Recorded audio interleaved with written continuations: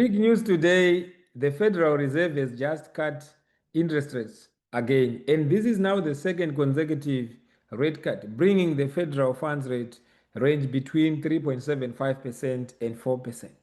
And as if that was not enough, the Fed also announced that it will stop shrinking the $2 trillion portfolio of treasuries and mortgage-backed securities starting December 1st. So what does this really mean for you, for your money, for your mortgage, your investments, and your trades?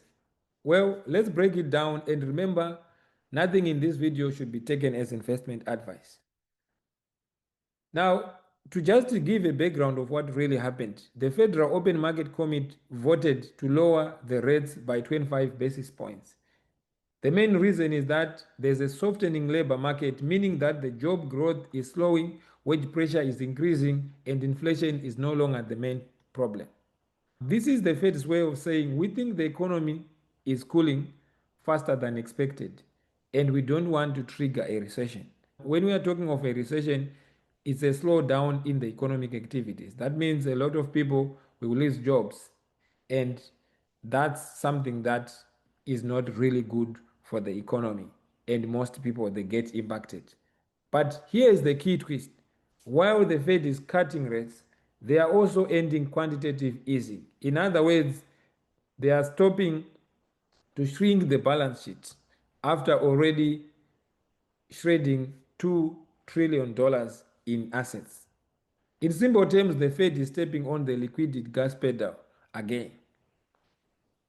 So the way that I look at situations like this is to look at the macro picture, the bigger picture, not just what is happening in Canada or the US.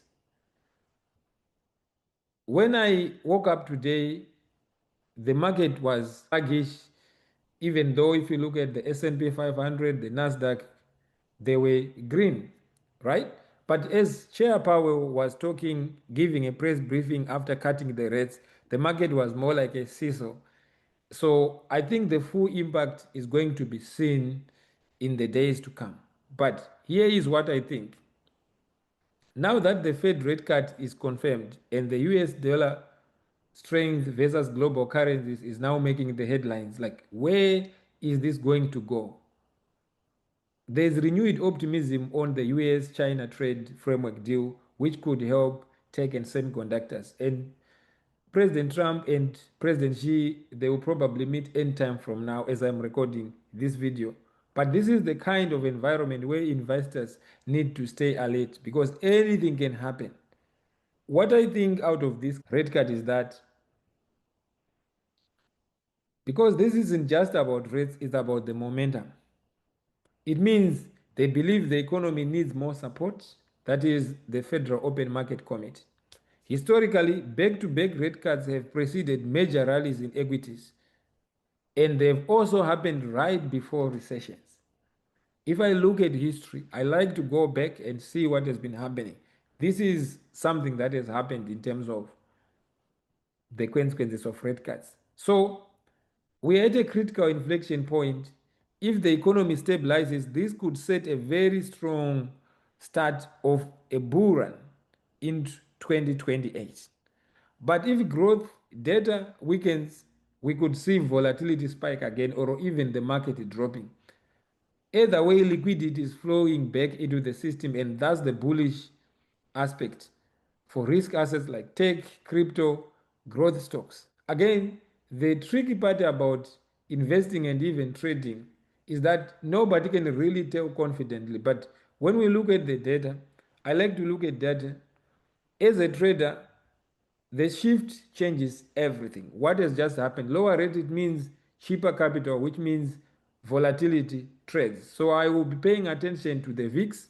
And in particular, sometimes I trade a leveraged ETF that mimics the VIX, which is UVXY.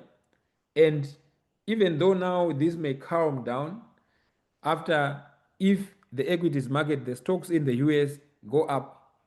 Now, I like to then particularly trade using options, usually long dated, depending on what I see when I take trades. I like to normally trade stocks like Apple, NVIDIA, Meta, Microsoft, Google have been trending so far, and also even though I am very cautious when I trade stocks that are not yet profitable. I like stocks with fundamentals like I've shared on this platform.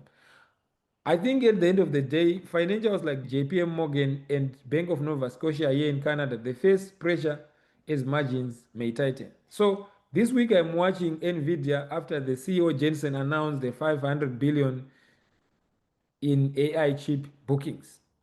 Meta, Amazon, Apple, Google, they have earnings that are coming up.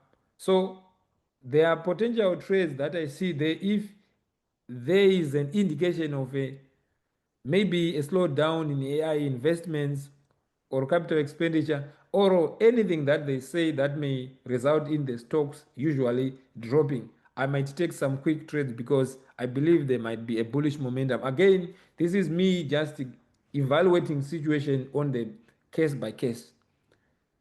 So what this means for long-term investors, in my view, the rate cut means key things like bond yields drop, so existing bonds rise in value, good for funds such as TLT. Mortgage rates is potentially boosting housing and rates. Interestingly, in Canada, they also lowered the interest rates. So what this means is cost of borrowing, those who want to get into mortgages, that might be an interesting time to get them at a lower rate than it was. When you look at 25 basis point and big purchases like a house, you're looking, let's say you're taking a million. If you take 25 basis points, that's a number that can make a dent in someone's monthly income, as an example. So I still see that there is inflation risk that can come back later if the Fed overstimulates. That's like a tricky thing. So if you are investing for the next 12 to 24 months, this is a window to position smartly and focus on smart quality companies with a strong balance sheet. I like to use cash secured puts and covered calls for early premium and for my cash flow to get some money.